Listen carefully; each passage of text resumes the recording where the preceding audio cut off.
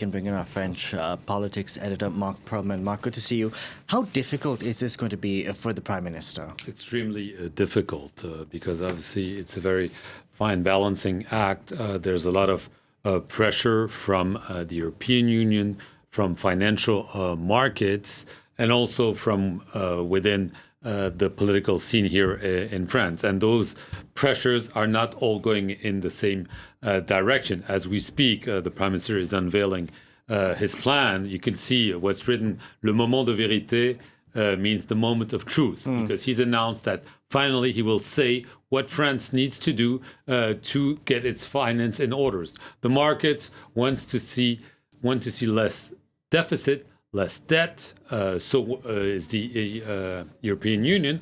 However, on the political scene, this is very different. The left says, you cannot just cut expenditures without providing money for schools, hospitals, roads. We need that. This is really the bedrock of French society and the welfare state, and you can not just throw it out of the window. The far right has already joined the left to bring down the predecessor of François Bayrou, Michel Barnier, precisely on a budget vote several months ago. And the far right has said, if we don't like what we're hearing, we might as well, again, pull the trigger when the budget will be officially presented this fall. So this is why François Bayrou decided to present the measures very early on.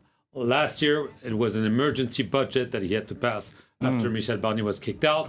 This year, he's already laid the ground. We've seen ministers come up with this magic number of 40 billion government expenditure that needs to be slashed. Those figures are not agreed upon by everyone. Some are saying we don't really know where it comes from, but he's already laid the ground, and today he's announcing exactly what he has in mind, and he's hoping that in the weeks to come during the summer break, there will be a consensus, if not on all the measures he's announcing as we speak, but on some of the measures that will allow France to have less debt and less deficit in the years to come. Because he's saying he wants to do this to slash his 40 billion euros without increasing taxes. I mean, that doesn't work. It doesn't work, exactly. And the cuts have to come somewhere. And you speak to a doctor in a French public hospital here, and they're making do with so little. And at the same time, the French president has announced an increase in spending for defense. Exactly. So that works even less because of the measures announced by the French president 2 days ago as a way to preempt this, because it means you will have to slash even more.